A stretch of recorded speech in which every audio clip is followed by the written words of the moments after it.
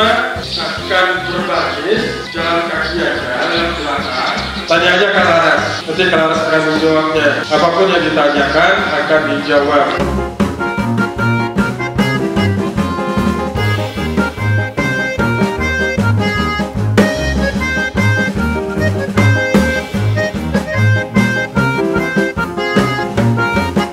Raja pertama yang paling ujung sebelah kiri, siapa namanya? Sultan Al-Malik Al-Salih. Pernah dengar nggak namanya? Jadi Sultan Al-Malik Al-Salih ini merupakan raja pertama sekaligus pendiri dari kerajaan Samudra Pasifik. Dalam inskripsi, kalian tahu nggak apa itu inskripsi? Inskripsi itu tulisan yang ada pada batu nisan.